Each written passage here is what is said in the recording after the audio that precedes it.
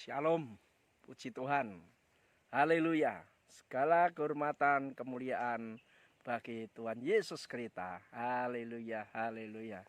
Puji Tuhan, kita bisa berjumpa lagi di channel Hari Saksi Academy. Puji Tuhan, ini semua karena anugerah Tuhan, saudara ya. Kita bahagia atas anugerah ini, kita masih diberi kesempatan untuk bisa bersama-sama belajar firman Tuhan ya. Adapun pelajaran firman Tuhan pada saat ini yaitu akan saya berikan judul otoritas dan kuasa Yesus atas segalanya. Kita tahu bahwa Tuhan Yesus itu adalah raja segala raja, maka dijuluki King of Kings. Bahkan dulu ada filmnya ya, King of Kings. Nah, ya Tuhan Yesus berkuasa ya. Berkuasanya itu bagaimana? Ya, berkuasa atas apa aja. Ya, sampai kita mau orang Kristen menyembah Tuhan Yesus. Ya, puji Tuhan Saudara. Pada saat ini, mari kita akan belajar firman Tuhan. Ya, kita akan mengerti firman Tuhan ini ya. Baik, kita akan berdoa dulu ya, supaya Roh Kudus sendiri yang akan tolong kita, pimpin kita. Roh Kudus sendiri yang mengajarkan kita sehingga kita diajar segala sesuatu tentang Tuhan Yesus dan sifat Tuhan Yesus dan segala perkataannya ya. Puji Tuhan, kita akan berdoa. Tuhan Yesus, terima kasih kalau pada saat ini kembali Engkau berkenan untuk kami bersama-sama belajar firman-Mu Tuhan. Kami mengucap syukur Tuhan. Tuhan Yesus, sebelumnya kami mohon Kau sucikan hidup kami, tubuh jiwa roh kami dari segala dosa kami, kesalahan kami, pelanggaran kami, baik yang kami sadari, tidak kami sadari, kami sengaja, tidak kami sengaja, baik dalam pikiran kami, perkataan kami, hati kami, terlebih perbuatan kami ya Tuhan, Kau ampuni ya Tuhan. Oh, supaya kami menjadi seperti tanah yang baik, yang siap menerima taburan firman Tuhan. Sehingga firman-Mu Tuhan dengan urapan-Mu, kuasa-Mu akan tertanam di hati kami, berakar dan bertunas serta bertumbuh dan menghasilkan buah pada musimnya. Sungguh kami mengucap syukur saat ini Tuhan. Dengan juga hamba mohon urapi hamba-Mu juga dengan urapan Roh Kudus-Mu ya Tuhan. Oh Tuhan Yesus, biarlah urapi pikiran hamba-Mu, ucapan hamba-Mu, hati hamba-Mu. Dan biarlah Engkau berikan firman-Mu dalam perkataan hamba-Mu, pikiran hamba-Mu, hati hamba-Mu. Dan berikan hamba-Mu karena perkataan hikmat dan pengetahuan, supaya firman yang hamba-Mu sampaikan dapat dipahami dengan sejelas-jelasnya. Sehingga firman-Mu ini Tuhan boleh menimbulkan iman kami, bahwa betapa dasarnya, betapa besarnya kasih kuasa-Mu, oh Tuhan, atas kami semua. Oh terima kasih, terima kasih. Dan Tuhan urapi umat-Mu semua. Mari Allah Roh Kudus, hamba mohon, biarlah pengurapan-Mu itu sendiri yang akan mengajarkan kepada umat-Mu Tuhan. Bukan hikmat pengetahuan ilmu manusia tentang Engkau, tetapi Engkau sendiri, urapan-Mu sendiri yang mengajar mereka Tuhan. Oh terima kasih, terima kasih. Segala kuasa iblis, kuasa kegelapan, kuasa jahat dalam bentuk apapun juga yang hendak mengganggu kami ikat, kami patahkan, kami hancurkan kuasa-Mu dalam nama Tuhan Yesus Kristus. Terima kasih Tuhan, kami siap dengar firman-Mu saat ini. Haleluya. Puji Tuhan, sebagai kata tadi, bahwa firman Tuhan pada saat ini akan saya berikan judul otoritas dan kuasa Yesus atas segalanya. Apa yang dimaksud otoritas? Apa yang dimaksud kuasa? Ya. Tapi sebelumnya mari kita akan baca dulu firman Tuhan di dalam Filipi 2:9. Itulah sebabnya Allah sangat meninggikan dia, meninggikan Yesus, dan mengaruniakan kepadanya nama di atas segala nama, supaya dalam nama Yesus bertekuk lutut segala yang ada di langit dan yang ada di atas bumi dan yang ada di bawah bumi. Dan segala lidah mengaku Yesus Kristus adalah Tuhan bagi kemuliaan Allah Bapa. Puji Tuhan. Haleluya. Saudara, yang dimaksudkan dengan otoritas dan kuasa Yesus atas segalanya, ya. Otoritas itu apa? Otoritas itu adalah authority. Ya. Authority itu apa? Authority itu adalah kalau diambil dari istilah bahasa Yunani dari kata exousia. Nah ya, exousia. Exousia berasal dari dua kata kerja rangkap, yaitu kata depan ex dan usia. Ex itu adalah dari dalam keluar, usia itu adalah esensi atau hakikat. Nah, jadi kalau diartikan secara etimologi bahwa exousia itu adalah sesuatu yang keluar dalam diri seseorang. Nah, karena ini kuasa Yesus berarti ada sesuatu yang keluar dalam diri Tuhan Yesus. Ya, terpancar keluar. Ya, terpancar keluar. Ya, maka ini sering juga disebut exousia itu semacam kayak kemuliaan Yesus memancar keluar, Saudara. Ya, wibawa. Makanya exousia ini juga bisa diterjemahkan dengan istilah wibawa. Ya, wibawa. Nah, kalau istilah lain juga adalah wewenang. Ya, wewenang artinya orang yang memiliki hak untuk melakukan tanggung jawabnya. Itu exousia. Jadi dengan kata lain otoritas Yesus itu bicara wibawa Yesus. Ya, artinya peran, status Tuhan Yesus. Ya, peran atau status atau jabatan atau title Tuhan Yesus di dalam melakukan segala sesuatu, ya. Jadi artinya Tuhan Yesus itu punya kuasa, punya wewenang, ya. Sedangkan kuasa itu dalam bahasa Inggris sering disebut dengan istilah power. Nah, istilah power dalam bahasa Yunani itu dari kata dunamis. Nah, dunamis itu bicara apa? Kekuatan. Kekuatan. Artinya seperti istilah dinamit. Dinamit itu punya satu kekuatan yang luar biasa yang bisa meledakkan batu, Saudara. Nah, itu kekuatan.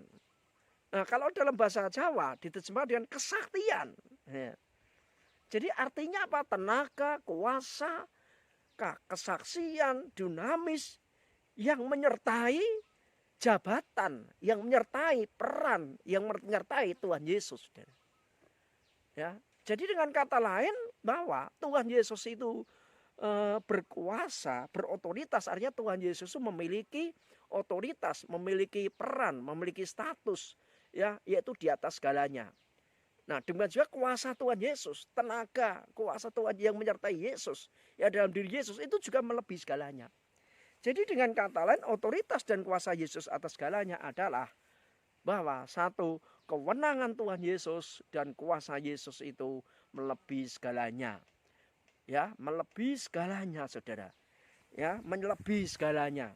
Makanya di dalam ayat Filipi 2 ayat 9 jelas dikatakan, itulah sebabnya Allah sangat meninggikan dia dan mengaruniakan dia nama di atas segala nama. Nah, meninggikan dia bicara status, bicara kedudukan, bicara tentang grade.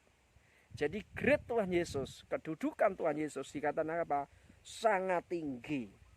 Ya, sangat tinggi. Sangat tinggi, lebih tinggi dari segala nama yang bisa disebut. Nama di atas segala nama. Dan juga dikatakan mengaruniakan kepadanya nama di atas segala nama. Nama bicara tentang sesuatu yang apa sih yang dikasih nama itu. Ya, kalau filosofi Jawa jelas sekali, ya. Nama itu tidak sembarangan, tapi nama itu ada maknanya, ya. Misalnya saja nama-nama orang Jawa itu orang ngasih nama itu tidak sembarangan. Ada orang dikasih nama Rahayu, ya supaya selamat. Ya, kebalikannya Raharjo, makmur. Ya, Saudara, ada juga istilah garwo, sigaraning nyowo. Jadi artinya garwo itu ada satu peran status pasangan hidup yang itu ada belahan jiwa dari pasangannya, yaitu garwo, ya, atau suami atau istri, Saudara, atau bojo. Nah, ya. Nah, dengan juga di sini nama, berarti Yesus itu punya punya dinamis, ya, punya dinamis, punya kekuatan di situ luar biasa atas segalanya. Nah, apa yang mendasarkan Tuhan Yesus kok diberikan status kemuliaan luar biasa? Ya karena Allah sendiri, ya, Allah sendiri yang yang mengangkat Yesus sebagai manusia itu punya yang tertinggi itu adalah Allah sendiri. Makanya dikatakan bahwa itulah sebabnya Allah sangat meninggikan dia dan mengaruniakan kepadanya nama di atas segala nama. Jadi di sini Yesus bertindak sebagai manusia, ya itu diberikan posisi peranan yang sangat tinggi. Namun hal ini bukan berarti Yesus itu bukan Allah. Ya, Yesus itu Allah. Yesus Allah sejati, tapi juga manusia sejati. Tetapi perannya di bumi waktu itu, saudara, kan sampai sekarang ya, Yesus itu ya yang disembah orang Kristen, ya yang diikuti orang Kristen itu memang secara status itu memiliki status yang tinggi. Allah nggak bisa dilihat, saudara. Tapi dengan melihat Yesus, orang akan melihat Allah itu sendiri. Karena Yesus itu adalah Allah. Makanya dalam Yohanes 1 ayat 1 dikatakan, pada mulanya adalah firman. Firman itu bersama-sama dengan Allah. Dan firman itu adalah Allah. Kemudian ditegaskan bahwa firman itu telah menjadi manusia dan diam di tengah kita, yaitu Yesus. Jadi Yesus adalah Allah yang menjadi manusia, ya. Allah yang menjadi manusia, bukan berpura-pura jadi manusia, bukan menjelma jadi manusia, tapi menjadi daging, menjadi manusia. Ya, dan ketika menjadi manusia itulah dikatakan Yesus punya kedudukan yang luar biasa, ya. Dan dia dikatakan dikaruniakan nama Maha Kuasa adalah nama di atas segala nama. Ya, artinya dikaruniakan nama Maha Kuasa. Ya, jika ada sebuah nama seseorang diberikan Allah secara khusus oleh Allah. Nah, biasanya itu merujuk kepada jalan hidupnya, karakternya, dan maksud Allah dalam kehidupan orang itu. Ya, jadi kalau seseorang itu diberi nama oleh Tuhan, oleh Allah, maka maksudnya itu akan menunjuk kepada apa itu, atau merujuk pada jalan hidupnya, pada karakternya dan maksud Allah dalam kehidupan orang itu. Misalnya nama baru bagi Yakub adalah Israel. Nah, ini nama Yakub kemudian dikasih nama Israel, itu merujuk kepada status baru bagi Yusuf yang menjadi leluhur bagi bangsa pilihan Allah. Ya, jadi Yakub itu dikasih nama Israel, itu menunjuk bahwa Yakub inilah yang menjadi bapak orang Israel, ya. Nah, itulah saudara, ya. Jadi kalau kita lihat di sini itulah nama, ya. Dan banyak nama-nama Allah, ya. Nama-nama Allah itu artinya nama-nama yang diberikan kepada Tuhan, kepada Allah. Kenapa? Karena tindakan-tindakan Allah itu sendiri.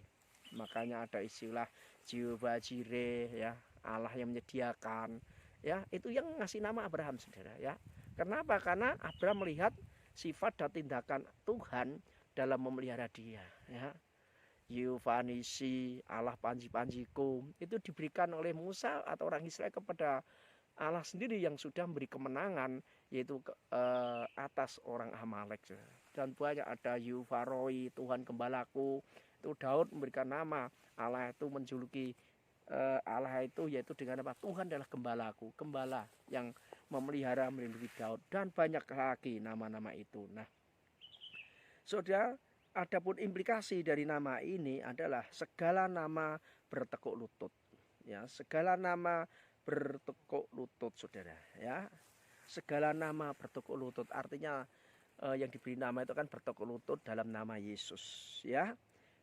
Kita lihat yang pertama, ya, dikatakan nama yang di surga, ya, baik nama di surga artinya apa, saudara? Artinya nama Yesus itu adalah lebih tinggi dan lebih indah dari segala malaikat. Maka dalam ayat 10 dikatakan supaya dalam nama Yesus bertekuk lutut segala yang ada di langit. Nah, artinya yang pertama ini bahwa nama yang ada di langit.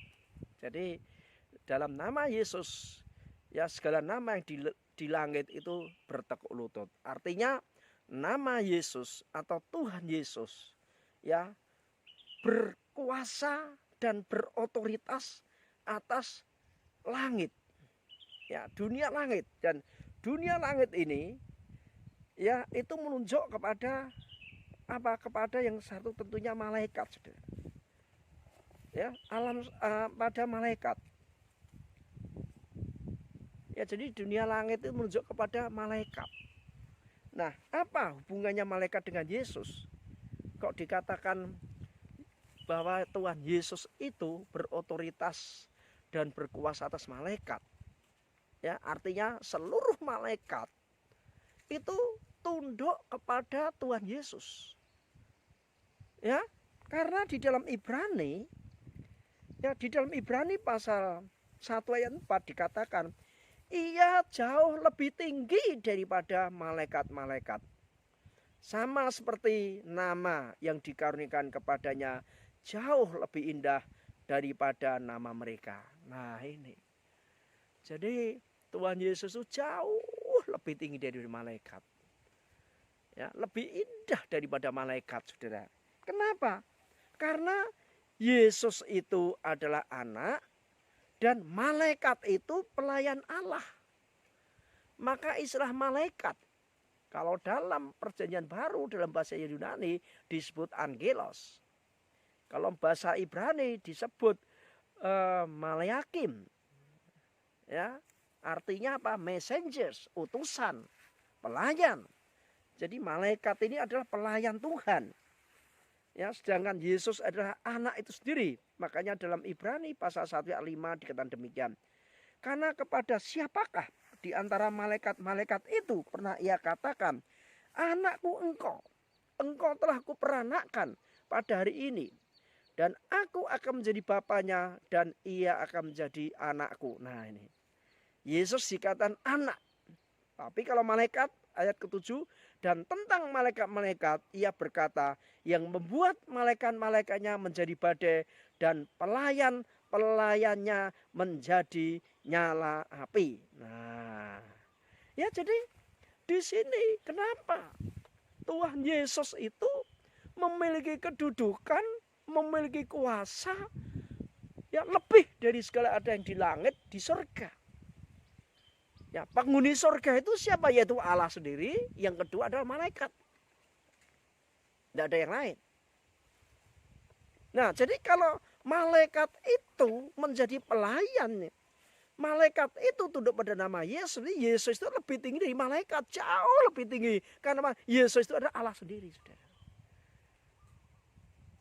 Berkaitan dia anak, karena itu sebutan ya, artinya bahwa di bumi ini ketika Yesus kerja di bumi itu menekankan anak itu penekanannya bahwa ketaatan.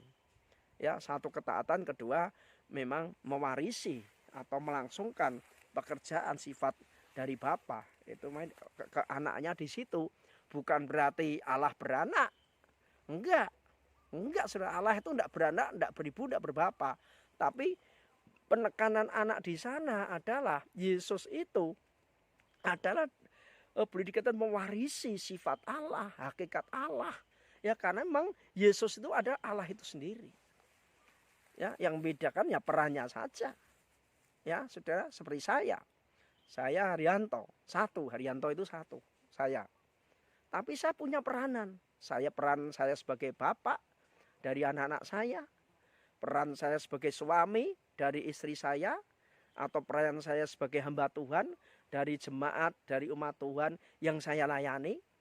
Di mana antara bapak, suami, dan hamba Tuhan atau pelayan Tuhan itu memiliki otoritas, memiliki kuasa beda-beda.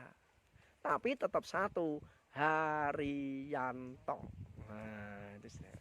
Nah, bicara dengan Allah Tritunggal gitu. Allah itu satu. Tetapi bereksistensi jadi tiga, yaitu Bapa, Anak, dan Roh Kudus. Nah, karena Yesus itu Allah, ya maka malaikat itu sebagai pelayan maka harus melayani Yesus. Bahkan dikatakan juga yang malaikat harus menyembah Yesus. Dalam Ibrani tadi sudah pasal 1 ayat 6 dikatakan, dan ketika ia membawa pula anaknya yang sulung ke dunia, ia berkata, semua malaikat Allah harus menyembah Dia. Nah, semua malaikat Allah harus menyembah Dia. Ya. Jadi ketika Tuhan Yesus turun ke dunia, maka semua malaikat harus menyembah Yesus, melayani Yesus. Ya, makanya ketika Tuhan Yesus ada di Taman Getsemane dalam kelemahan, maka malaikat turun memberi kekuatan kepada Tuhan Yesus. Ya, saudara, jadi berkaitan dengan ini luar biasa dahsyatnya Tuhan Yesus seperti itu, saudara. Padahal malaikat itu punya kekuatan, malaikat mulia, malaikat punya kedudukan tinggi.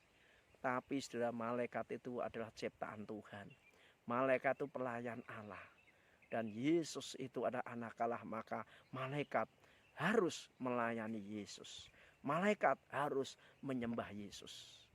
Ya, ketika Rasul Yohanes ketemu dengan malaikat, ya, di dalam kitab Wahyu, maka Rasul Yohanes mau menyembah malaikat, tapi malaikat bilang, jangan, aku juga sama seperti engkau, aku hamba, jadi aku tidak boleh disembah, ya, hanya menyembah Allah saja, intinya gitu. Nah, yang kedua dikatakan supaya dalam nama Yesus bertekuk lutut segala yang ada di atas bumi. Nah, apa yang dimaksud di atas bumi, saudara? Atas bumi ini bicara tentang alam. Alam semesta. Dunia ini, saudara, ya. Nah, jadi alam semesta itu tunduk pada Yesus.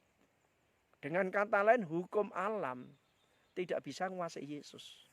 Dengan kata lain, bahwa Yesus itu Tuhan atas segala hukum alam. Ya, makanya kita lihat buktinya apa? Alam itu isinya apa sih? Ya, alam itu tentunya isinya dari makhluk hidup dan benda mati. Makhluk hidup bicara apa? Alam ini bicara binatang, bicara manusia, bicara tumbuhan. Sedangkan benda mati bicara apa?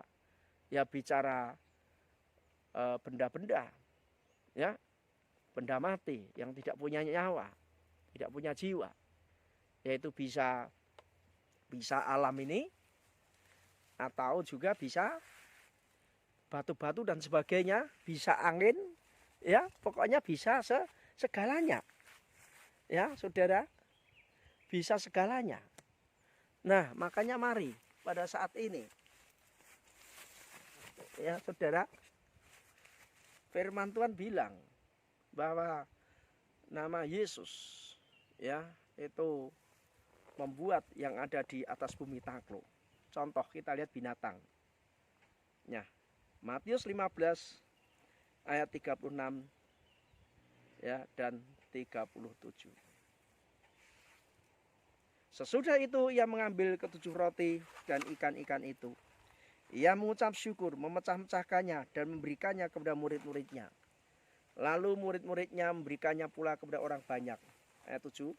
Dan mereka semuanya makan sampai kenyang. Kemudian orang mengumpulkan potongan-potongan roti yang sisa 7 bakul penuh. Nah, ayat ini memang secara eksplisit tidak menunjukkan ada binatang yang tunduk pada Yesus. Tapi secara implisit di sana dikatakan ada ikan. Ya, ada ikan, saudara. Nah, dalam 15 ini dikatakan ada ikan. Nah, kemudian ada 7 roti dan ikan. Nah, Tuhan Yesus mendoakan baik roti dan ikan ini. Dan apa yang terjadi? Berlipat kali ganda, bermultiplikasi, saudara. Termasuk ikan-ikan itu. Sehingga dikatakan sampai semuanya kekenyangan, saudara. Ya. Dan mereka semua makan sampai kenyang. Kemudian orang mengumpulkan potongan roti yang sisa 7 bakul penuh. Wah, luar biasa. Jadi coba yang datang pada Yesus ribuan orang, saudara. Ya, bahkan dalam cerita lain ada 5 potong roti, 2 ekor ikan. Ya, dikatakan itu cukup membuat orang kenyang, 5.000 orang laki-laki. Belum termasuk wanita, belum termasuk anak-anak, bayangan. Kalau satu laki-laki aja membawa istri satu, anak satu, udah 3 kali 5, 15.000. Padahal orang Yahudi itu kadang istrinya bukannya satu, ya bisa dua, bisa tiga, dan belum ada KB, belum ada KB. Jadi bisa kita bayangkan kalau kita total aja satu keluarga 3 orang aja ada 15.000 lebih. Tapi itu apa angka minimal, saudara. Ya, jadi dengan kata lain kalau beli secara minimal 5 potong roti 2 ekor ikan diubah menjadi 15.000, saudara. Dan dikatakan di sana juga roti dan ikan ini sampai sisa banyak, 12 bakul, saudara. Coba satu bakul itu satu keranjang karena isinya kata 50 aja udah kali 12. Berarti 500, 600, coba bayangkan, saudara. Yesus luar biasa ya. Ikan ditambahkan semua luar biasa. Ya, enggak ada ciptaan yang bisa membuat seperti itu. Yesus bisa. Dan itu kejadiannya bukan sekali 2 kali. Berkali-kali sudah. Jadi bukannya 5 potong roti 2 ekor ikan. Maka dalam Matius ini dikatakan apa? 7 roti. Saudara. Jadi Yesus tuh mampu berbuat apapun yang dikehendaki, saudara. Ya, kemudian yang kedua, alam. Ya. Matius 8 ayat 24. Sekonyong-konyong mengamul angin ribut di danau itu, sehingga perahu itu ditimbus gelombang, tetapi Yesus tidur. Ayat 26. Ia berkata kepada mereka, mengapa kamu takut, kamu yang kurang percaya? Lalu bangunlah Yesus menghardik angin dan danau itu. Maka danau itu menjadi teduh sekali. Nah ini, bicara tentang benda mati. Angin, angin topan, dahsyat. Ya ketika para murid itu nelayan, saudara. Namanya nelayan itu sudah biasa itu. Ya cari ikan di danau, menghadapi angin ini. Tapi ada waktu itu angin yang datang itu dikatakan angin topan yang sangat dahsyat sekali, saudara. Dan ini membuat para murid itu ketakutan, sangat takut. Sampai pernah bilang, Tuhan, mengapa kau diam saja? Kau biarkan kami binasa. Yesus sementara angin itu luar biasa, ya. Tapi Yesus kok tidur? Para murid ini juga jengkel ya. Memangnya kamu biarkan kami tidur, Guru? Terus Yesus juga tidur enak-enak dibangunkan. Ya, mengapa kamu takut? Kamu yang kurang percaya. Dibentak para murid. Ya, kenapa para murid nggak tahu, nggak sadar kepada Yesus? Tapi Tuhan Yesus marahi mereka dan Tuhan Yesus juga ambil tindakan tolong mereka. Terus Yesus bilang kepada angin, angin, teduh kamu, teduh. Dan angin ini pun akhirnya jadi teduh sekali, saudara. Teduh sekali, dan danau juga, angin dan danau itu menjadi tenang. Puji Tuhan, saudara, alam pun takut pada Yesus. Ya, dan alam ini pun akhirnya nanti juga dibinasakan oleh Tuhan Yesus, saudara. Jadi betapa dahsyatnya Tuhan Yesus itu mengatasi hukum alam. Kita lihat Yesus bisa berjalan di atas air. Dan bukannya Yesus saja, Petrus pun diizinkan bisa berjalan di atas air. Tapi karena imannya itu lemah, terus Petrus jatuh. Ya, saudara, dan luar biasa. Ya. Dan bahkan kita lihat tadi anggur roti diubah, dijadikan banyak. Ya. Tumbuhan. Nah, tumbuhan juga tunduk pada nama Yesus. Matius 11 ayat 13. Dan dari jauh ia melihat pohon ara yang sudah berdaun.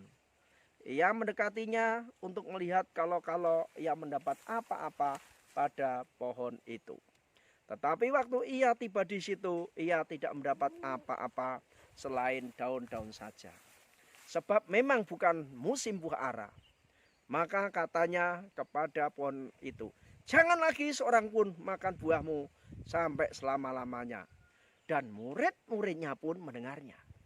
Jadi ketika Tuhan Yesus itu berkata kepada pohon ara, ya jangan lagi seorang pun makan buahmu selama-lamanya. Para murid mendengarnya, menyaksikannya.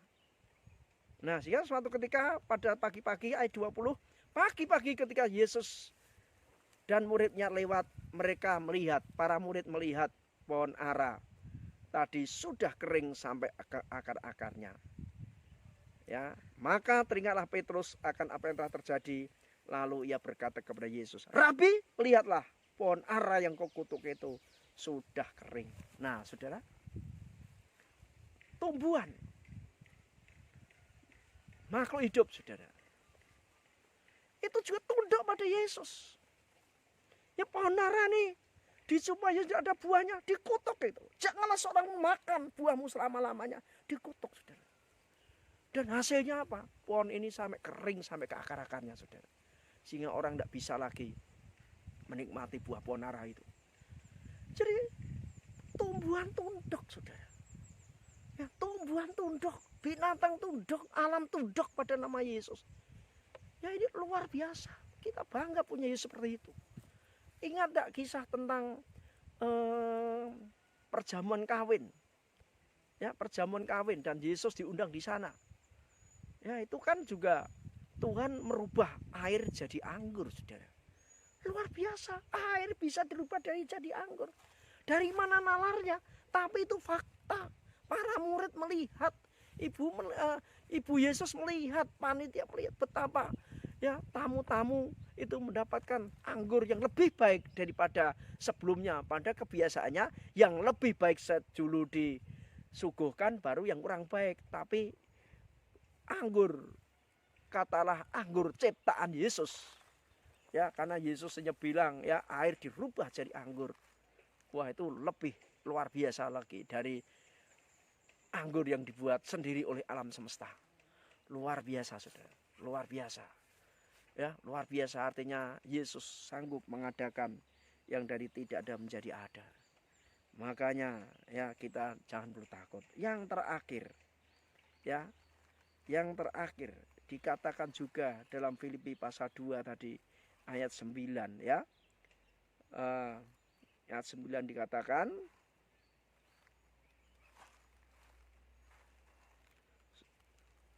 supaya dalam nama Yesus bertekuk lutut terus yang ada di bawah bumi. Saudara, dunia Yahudi memiliki pemahaman bahwa dunia itu dibagi menjadi dua. Ya, dunia atas ini, dunia alami. Kedua, dunia bawah. Dunia bawah ini dimengerti sebagai dunia roh-roh jahat. Ya, dunia roh-roh jahat, saudara. Maka dalam hal ini kalau dikatakan Tuhan Yesus, ya nama Yesus membuat makhluk-makhluk dunia bawah, setan, berarti yang jahat itu tunduk di bawah nama Yesus. Ya, apa saja itu? Kita lihat. Yang pertama, setan, iblis, dan roh-roh jahat tunduk pada nama Yesus. Dalam Markus 1 ayat 24, apa urusanmu dengan kami, hei Yesus orang Nazaret? Engkau datang hendak membinasakan kami? Aku tahu siapa engkau. Nah, yang kudus dari Allah. Nah, setan tuh tahu siapa Yesus. Setan tuh tahu Yesus itu adalah Allah. Ya, manusia aja nggak ngerti. Manusia yang dibatasi oleh pemikirannya, ilmunya, nggak ngerti. Tapi setan ngerti. Kenapa? Setan itu malaikat asal usulnya. Setan inilah dulunya menyembah Yesus, tapi terus memberontak, dilempar ke bumi, ya terus melawan Tuhan, maka disebut setan, ya. Nah, saudara, ayat 25, tetapi Yesus menghardiknya, katanya, diam, keluarlah daripadanya. Ayat 26, roh jahat itu mengguncang-guncang orang itu, dan sambil menjerit dengan suara nyaring, ia keluar daripadanya. Ya, ayat 27, mereka semua takjub sehingga mereka memperbincangannya. Katanya, apa ini? Suatu ajaran baru? Ia berkata-kata dengan kuasa. Roh-roh jahat pun diperintahkan dan mereka taat kepadanya. Nah, ini saudara. Jadi roh-roh jahat itu beda dengan iblis, dengan setan. Kalau iblis, setan itu sebenarnya bicara tentang Lucifer itu. Pemimpin, penghulu, roh-roh jahat, pemimpin roh-roh jahat itu adalah setan atau iblis. Setan itu bicara tentang musuh, posisi, peran lawan. Iblis itu bicara sifat dari setan itu yang menghancurkan, yang fitnah, membunuh, dan sebagainya. Nah, sedangkan roh-roh malaikat yang memberontak, ya seperti yang berontak ini saudara, inilah ya dilempar ke bumi, dan itulah akhirnya jadi roh-roh jahat. Roh-roh jahat yang ingin menghancurkan rencana Tuhan, roh-roh jahat yang ingin menghancurkan anak-anak Tuhan, roh-roh yang mendatangkan sakit penyakit, roh-roh yang buat orang miskin, roh-roh yang buat orang gila dan sebagainya. Ya, itu tetap tunduk pada Yesus.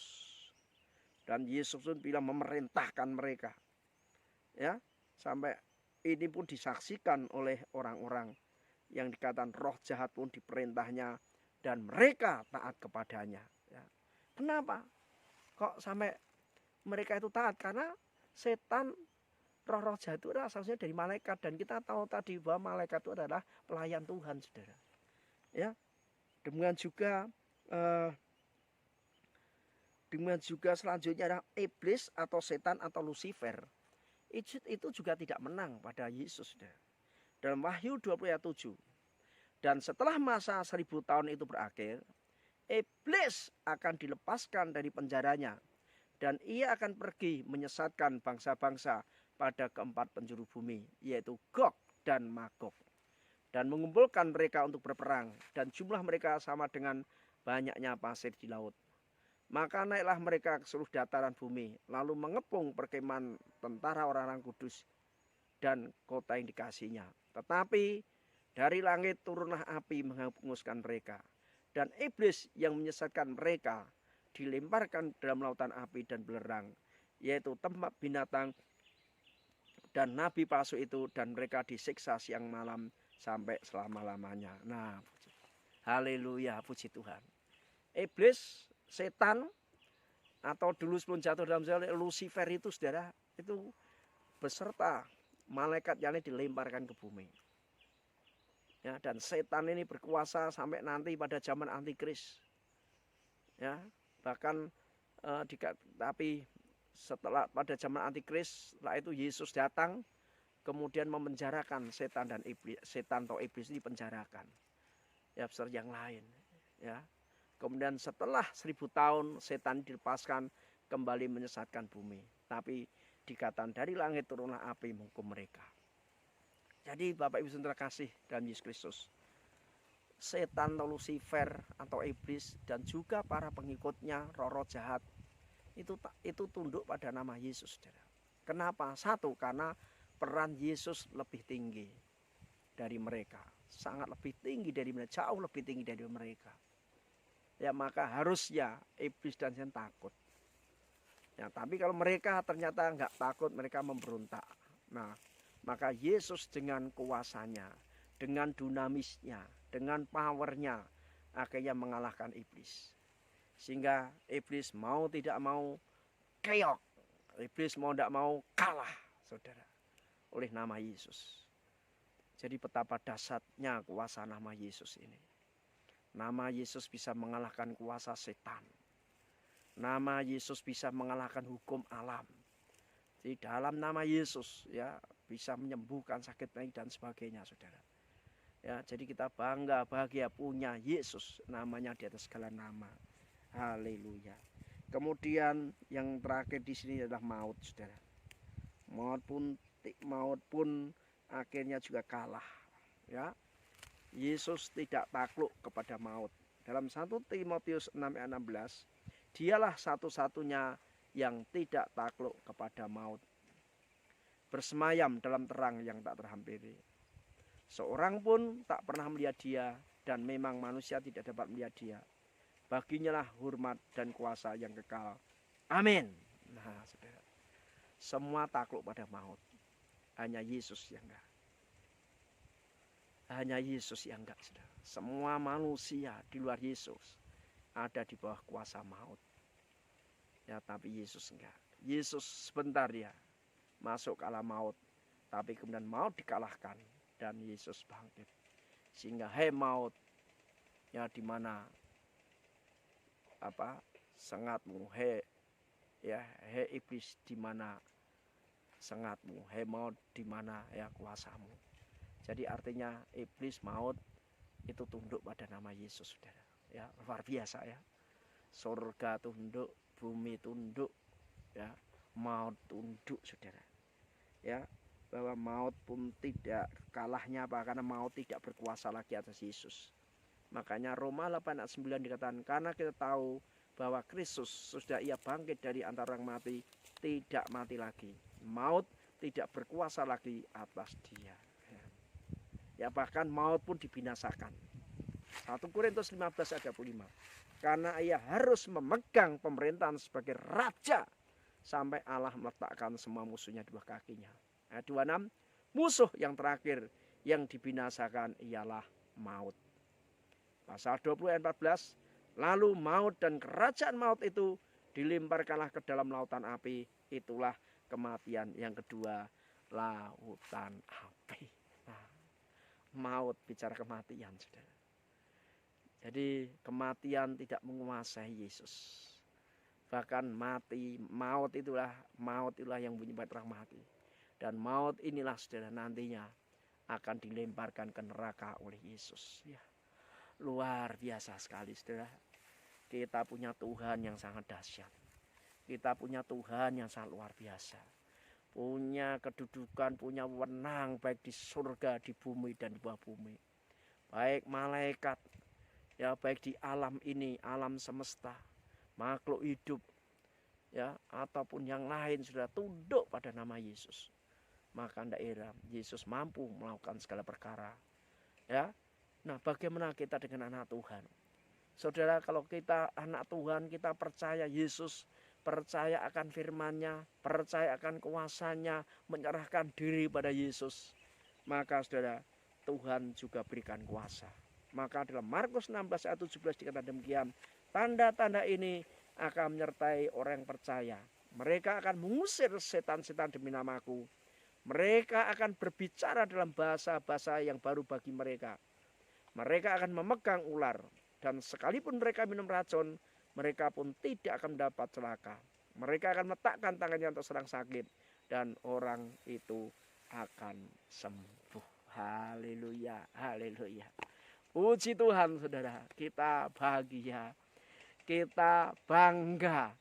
Kita punya Yesus yang kita sembah. Kita punya Raja di atas segala raja. Yang kita sembah Yesus itu. Ya, kenapa kita bangga? Kenapa kita bahagia? Karena Yesus itu adalah Allah sendiri. Sebagaimana yang ditulis dalam kitab Injil Yohanes. Ya, karena dia itu Allah sendiri. Nah, makanya ketika ya dia Allah sendiri, maka kedudukannya, perannya itu, dia itu maha tinggi, saudara. Ya, sehingga ketika Yesus di dunia pun, malaikat pun harus melayani Yesus. Karena malaikat adalah pelayan Yesus. Luar biasa. Makanya setan-setan yang dulunya adalah malaikat tunduk pada nama Yesus. Ya, tunduk pada nama Yesus, kalah pada nama Yesus. Bahkan alam maut pun itu juga akan tunduk pada nama Yesus. Tidak bisa menguasai Yesus. Dan tumbuhan, binatang, alam semesta tunduk pada nama Yesus. Dan haleluya, kita sebagai orang percaya, kita diberi kuasa oleh Tuhan Yesus itu. Kita beriman, ya, dengan iman, dengan urapan, dengan nama Yesus, kita bisa melakukan, ya, perkara-perkara ajaib. Makanya tadi katakan, ngusir setan dalam nama Yesus, menyembuhkan demi nama Yesus. Oh, haleluya, haleluya. Saudara, kuasa Yesus itu adalah tetap. Jika Yesus ada sama kemarin, hari ini, dan seterusnya. Sama dalam hal apa? Kasihnya juga sama. Kuasanya juga sama. Masih ada sekarang ini. Dan karyanya, pekerjaannya, tindakannya, mukjizatnya masih sama. Dan kita seorang percaya kita bisa melakukannya. Haleluya, haleluya. Makanya mari saudara, kita praktekkan itu. Kita lakukan itu. Kita jadi orang Kristen, kita hidup dengan iman. Ya, iman dalam nama Yesus. Makanya Yesus berkata, kalau kita percaya, ya, kita memerintah dalam nama Yesus, maka kita akan memperoleh apa yang kita minta. Ya, saudara, makanya mari sebagai anak Tuhan, mungkin pada saat ini saudara mengalami ketakutan, mungkin karena masalah ekonomi, masalah sakit penyakit, atau dikejar-kejar musuh atau kuasa gelap, jangan takut. datang pada Yesus, Tuhan akan menolong kita. Tuhan akan bebaskan kita.